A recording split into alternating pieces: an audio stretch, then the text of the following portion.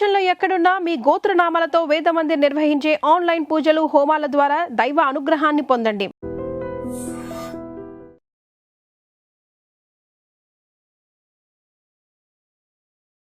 Sir నమస్తే అండి. నమస్తే అండి. పింగళి నరేష్ రెడ్డి గారు ఇప్పుడు తిరుమలగిరిలో కనపడ్డారు, తర్వాత మళ్ళీ ఇప్పుడు దర్శనం అయింది, కానీ ఫోన్లో రెగ్యులర్ మాట్లాడుకుంటాం. అవును సార్, సాధారణంగా పోలీస్ ఆఫీసర్ అనగానే కాకి యూనిఫామ్, ముఖం మీద సీరియస్, అదొకలా కళ్ళు అటు ఇటు తిప్పుతుంటారు, కానీ మీరు ఎప్పుడు నవ్వుతూ కనిపిస్తుంటారు. అంటే ఇంత ప్రజల్లో కూడా నవ్వడానికి మీరు ఉద్యోగాన్ని ఎంజాయ్ చేస్తున్నారా, లేదు ప్రజలతో మమకమైతే అంటే ఆ జోష్ని ఇంకా నింపుకుంటున్నారా? మీతో వచ్చి మాట్లాడడం, వాళ్ళతో మాట్లాడడం, ముఖ్యంగా మీరు హ్యూమన్ టచింగ్ అవ్వడం, ఖమ్మం జిల్లాలో కొనిజర్లో తీసుకుంటే అక్కడ కమ్యూనిస్టుల మధ్యన విభేదాల మధ్యన ఏ విధంగా పనిచేయడం, మీ జర్నీ చూస్తుంటే రకరకాలుగా అనిపిస్తుంది. మీరు ఒక కేవలం ఫ్యాక్షనిస్టే కాకుండా ట్రెడిషనల్ క్రైమ్ మీ దీంట్లో చూశారు, వైట్ కాలర్ సఫన్ చూశారు, ప్రజెంట్ సైబర్ క్రైమ్, ఈ మూడిటితో పాటు ఫ్యాక్షనిజం, నక్సలిజం కూడా మీరు రెండు కలిపి ఉన్న ఖమ్మంలో పనిచేశారు.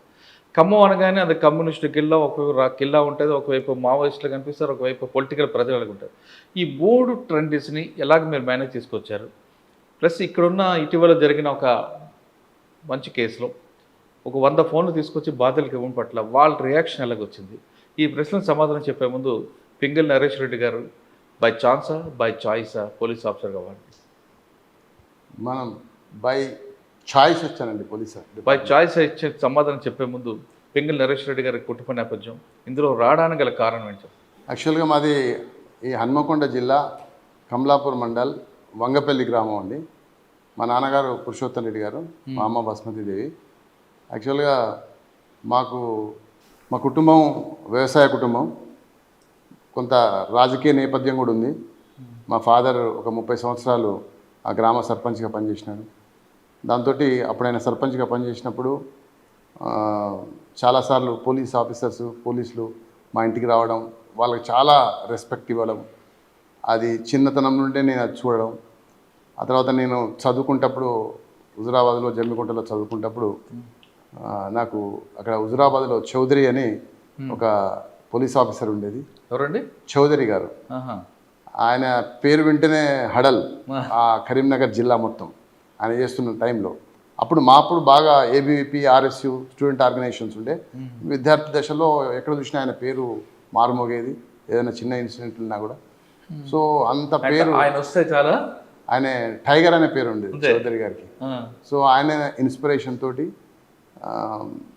దీన్ని ఇష్టపడి కావాల్సుకొని డిపార్ట్మెంట్కి వచ్చిన ఇష్టంతోనే ఉద్యోగం చేస్తున్నాను. కానీ మీ డిపార్ట్మెంట్లో అప్పటికే పోలీస్ ఆఫీసర్ ఉన్నారు కదా? పోలీస్ ఆఫీసర్స్ మీ డిపార్ట్మెంట్లో ఉంటున్నారు కదా ఒక ఆయన, రామ్ నరసింహారెడ్డి గారు. రామ్ నరసింహారెడ్డి గారు ఉన్నారు, నాకు కొంత రిలేటివ్ అవుతాడు. రామ్ నరసింహారెడ్డి గారు ఉన్నారు, ఇంకా చంద్రకరణ్ రెడ్డి గారు ఉన్నారు. మా కుటుంబ నేపథ్యంలో కొంతమంది మా బంధువులు కూడా పోలీస్ ఆఫీసర్స్గా ఉన్నారు. సార్, ఇష్టపడి కష్టపడి పోస్ట్ సంపాదించారు కదా, ఎంత అంటే మీ కష్టపడి ఈ పోస్ట్ రావడానికి మీరు ఎంత కష్టపడ్డారు అసలు? అంటే మీరు గ్రూప్ 2 రాసి ఉంటారు, అందులో అంటే ఫస్ట్ అటెంప్ట్కి వచ్చిందా? ఫస్ట్ అటెంప్ట్ అండి.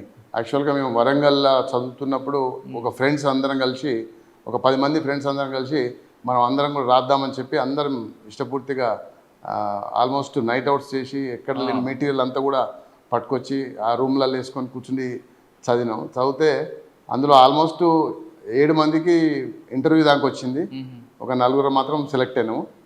ఇప్పుడు అందరూ కూడా ఏసీపీ, అడిషనల్ డీసీపీ క్యాడర్లో ఉన్నారు. అది హ్యాపీ అనిపించింది. అప్పుడు ఆ కాలంలో సబ్ ఇన్స్పెక్టర్ ఉద్యోగం రావడం అంటే చాలా అది ఉండేది, జనాలలో కూడా సబ్ ఇన్స్పెక్టర్ వచ్చిందని ఒక అది ఉండేది. తర్వాత మా పేరెంట్స్ కొంతమంది ఇష్టపడలేదు. అంటే మేము వచ్చిన టైంలో యాక్చువల్గా నక్సలైట్స్ విపరీతంగా మా ప్రాంతంలో నక్సలైట్స్ ప్రభావం ఉండే, చాలామంది పోలీస్ ఆఫీసర్స్ మీద కూడా అటాక్ అయింది. చాలామంది పోలీస్ ఆఫీసర్ మా కళ్ళ ముందు చనిపోవడం జరిగింది, దట్టు ఎస్పెషల్లీ వరంగల్, కరీంనగర్ ఏరియాలో.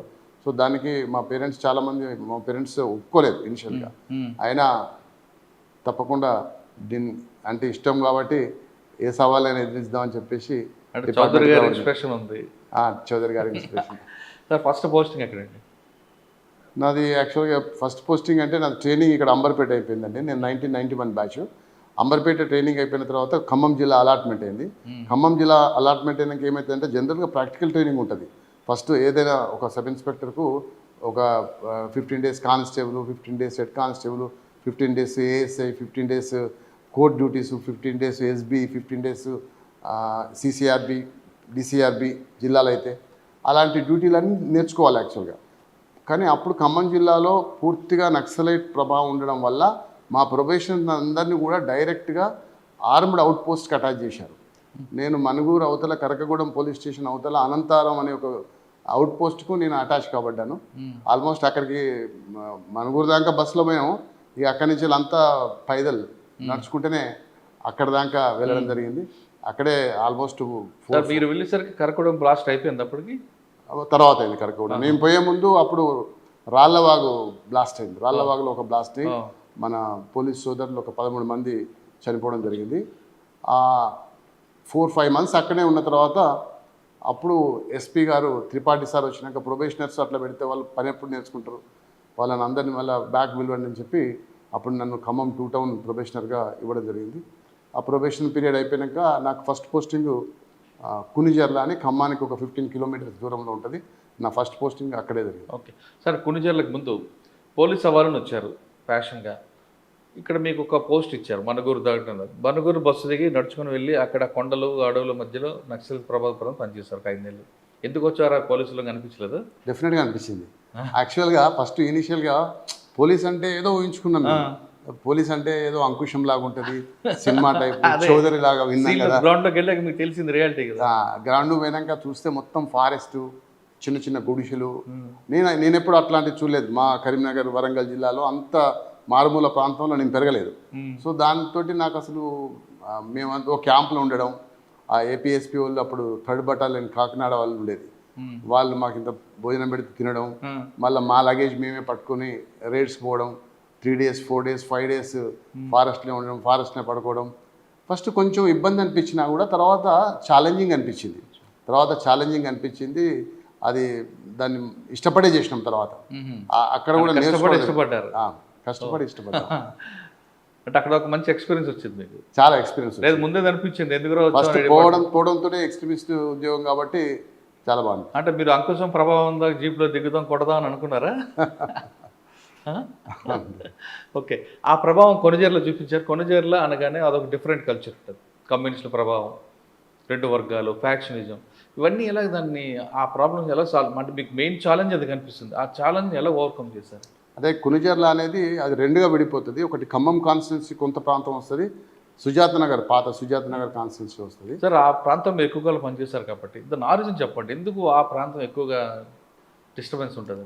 అది మొదటి నుంచి వెళ్ళి కమ్యూనిస్టులు ఆధిపత్యం ఉంటుంది. అది కమ్యూనిస్టులు కాకుండా కాంగ్రెస్ వాళ్ళు కూడా ఉన్నారు, కానీ అన్ని పార్టీ వాళ్ళు ఉన్నా కూడా ఆధిపత్య పోరు అనేది ఆ గ్రామాలలో కొంచెం ఎక్కువ.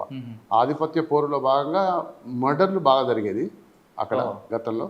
నేను పోయిన తర్వాత కూడా ఒక బొమ్మకంటి కోటేశ్వరరావు అని, బొమ్మకంటి కోటయ్య, ఐ థింక్ నాకు గుర్తున్నంత వరకు బొమ్మకంటి కోటయ్య గారిని ఆయన కోర్టులో ఎవిడెన్స్ చెప్పి వస్తుంటే వెంకటాయపాలెం అనే విలేజ్ దగ్గర ఆర్టీసీ బస్సు ఆపి ఆ బస్సులో ఉన్న వాళ్ళందరినీ దించి అతన్ని అక్కడ మర్డర్ చేయడం జరిగింది. అతనిది ప్రాపర్ గోపారం. అయితే ఆ మర్డర్ చేసినప్పుడు నేను లీవ్లో ఉన్నాను. ఆ తర్వాత వచ్చినాక వాళ్ళని అరెస్ట్ చేసినాము. తర్వాత దానికి కౌంటర్గా మళ్ళీ ఇంకొక అమర్నేని వెంకటేశ్వర్లు అనే అదే గ్రామస్తుని వేరే పార్టీకి సంబంధించిన వాళ్ళు అతన్ని కూడా హత్య చేయడం జరిగింది. అతను మోటార్ సైకిల్ మీద పోతుంటే. ఆ 2 హత్యలు చూసిన తర్వాత నేను ఎట్టి పరిస్థితుల్లో దీన్ని కంట్రోల్ చేయాలనే ఆలోచనతో మండలంలో ఉన్న ప్రతి గ్రామం రాత్రి అనక పగలనక ఎప్పుడు పడితే అప్పుడు ఏ టైంలో పడితే ఆ టైంలో విజిట్ చేయడమే కాకుండా పబ్లిక్ కౌన్సిలింగ్ ఇవ్వడం, అదేవిధంగా ఏ చిన్న ఫిర్యాదు వచ్చినా కూడా దాని మీద గట్టి యాక్షన్ తీసుకోవడం, ఆ కౌన్సిలింగ్లో అసలు బాగా చేయడం జరిగింది. అప్పుడు కౌన్సిలింగ్ అంటే 2 రకాలు ఉంటాయండి, లాఠీతోనా? అది అప్పుడు ఏ విధంగా కౌన్సిలింగ్ ఉండేది మీకు అర్థమవుతుంది. ఆ కౌన్సిలింగ్ ఇవ్వడం వల్ల అప్పుడున్న లీడర్స్ ఇటు రజబల్లి గారు ఎమ్మెల్యే ఉండే, ఇటు పువ్వాడ నాగేశ్వరరావు గారు ఎమ్మెల్యే ఉండే, వాళ్ళు వచ్చేది ఏందండి మరి చట్ట ప్రకారంగా చేయాలి ఇవన్నీ చేస్తున్నారంటే కూడా లేదు సార్ మీరు ఏమన్నా చెప్పండి, లా అండ్ ఆర్డర్ కంట్రోల్ కావాలంటే భయం ఉండాలి సార్, ప్రజల్లో భయం ఉండకుంటే లా అండ్ ఆర్డర్ కంట్రోల్ కాదు సార్ అని చెప్పి ఆ రోజు వాళ్ళని కన్విన్స్ చేయడం జరిగింది. ఆ తర్వాత నేను ఉన్నంత వరకు కూడా ఆ మండలాన్ని ప్రశాంతంగా ఉంచి ఆ మండలంలో మళ్ళీ ఫర్దర్గా జరగకుండా చూడడం జరిగింది. అంటే మీరు ఉన్నంతకాలం ఫ్యాక్షన్ పారిపోయారా? ఇక ఆల్మోస్ట్ ఎక్కడ కూడా చేంజ్ చేసినాం, ఎక్కడ కూడా వదిలిపెట్టలేదు. వాళ్ళు అంటే మనకు వాళ్ళు పాఠం నేర్పారు, ఎలా అని నేను వాళ్ళకు పాఠం నేర్పాల్సి వచ్చింది అక్కడ. ఏం పాట నేర్పారు వాళ్ళు? మీరు అంటే ఇట్లాంటి అఫెన్సెస్ చేయకుండా, ఇట్లాంటి అఫెన్సెస్లో ఇన్వాల్వ్ కాకుండా ఉండడం కొరకు అప్పుడు కొంచెం కఠినంగానే ఉన్నాం వాస్తవంగా. అప్పటికి నాకు మ్యారేజ్ కూడా కాలేదు, అక్కడే అయింది నాకు మ్యారేజ్. బట్ 24 hours నేను అదే పని మీద ఉంటుంది. అసలు పోలీస్ స్టేషన్ వదిలిపెట్టి ఊళ్ళో పడుకునేది మేము. ఊళ్ళో క్యాంప్స్ ఉండేది, చుట్టూ ఎటుపోయినా క్యాంప్స్ ఉండేది. ఆ విధంగా అక్కడ కొంచెం టఫ్ ఉద్యోగం చేయాలి. మీరు వాళ్ళకి లెసన్ ఇచ్చారు, మీరు లెసన్ ఇచ్చి వచ్చారా? తర్వాత అంటే నేను అక్కడ నేర్చుకున్న చాలా ఎక్కువ, ఫస్ట్ పోస్టింగ్ కాబట్టి చాలా నేర్చుకున్నా అక్కడ. సార్ అక్కడ మీరు నేర్చుకున్నారు కదా, ఒకటి అడిగి చెప్పండి. పబ్లిక్తో క్లోజ్నెస్ ఉంటే మనకు బెనిఫిట్ వస్తుంటుందా, లేదు పబ్లిక్తో అంటి ముట్టుకుంటే బెనిఫిట్ ఉంటుందా? పబ్లిక్తో ఇప్పుడు ప్రజాస్వామ్య దేశంలో ప్రజల సహాయ సహకారం లేనిది ఏ వ్యవస్థ కొనసాగదు. 100% పబ్లిక్తో మమేకమై పబ్లిక్తో బాగుంటేనే మా డిపార్ట్మెంట్కి ఎవరికైనా మనగా మా డిపార్ట్మెంట్కి మరీ ఎక్కువ. కాబట్టి తప్పకుండా పబ్లిక్ రిలేషన్స్ ఉండాలి. పబ్లిక్ అంటే మీన్స్ క్రిమినల్స్తో కాదు, పబ్లిక్ అంటే చాలామంది ఉంటారు. ఇప్పుడు మన తెలంగాణ రాష్ట్రంలో 6 కోట్ల దాకా ప్రజలు ఉన్నారు, పోలీసులు 1,00,000 మంది ఉన్నారు. ఈ 1,00,000 మంది పోలీసులు ఏం చేయగలుగుతారు? టోటల్ అన్లెస్ అంటిల్ పబ్లిక్ మనకు ఇన్ఫర్మేషన్ ఇచ్చి కోఆపరేట్ చేస్తేనే మనం సాధించగలుగుతాం. డెఫినెట్గా పబ్లిక్ కోఆపరేషన్ ఉండాలి. 6 కోట్ల మందిలో 1% ఉంటారండి క్రిమినల్స్, అందరూ క్రిమినల్స్ కాదు కదా. అంతే సార్ కొన్నిజర్ల తర్వాత కొన్నిజర్ల తర్వాత నేను ఇట్లు మధిర, ఖమ్మం, సత్తుపల్లి ఆ ప్రాంతంలో పనిచేసినండి. ఆ ప్రాంతంలో పనిచేసినప్పుడు కొంచెం ప్రాపర్టీ అఫెన్సెస్ ఎక్కువ, రౌడీయిజం ఉండే కొన్ని ఏరియాలల్లో, ఎస్పెషల్లీ ఖమ్మం టౌన్లో రౌడీయిజం ఉండేది. ఆ రౌడీయిజం ఉన్నప్పుడు కొంత రౌడీస్ తోటి కూడా బాగానే జరిగింది, కొన్ని ఎక్స్చేంజ్ ఆఫ్ ఫైల్స్ కూడా జరిగినాయి. ఆ రౌడీజంలో చేస్తున్నప్పుడు అంకుశ సినిమా స్టైల్లో కొట్టుకొచ్చారా ఎవరైనా?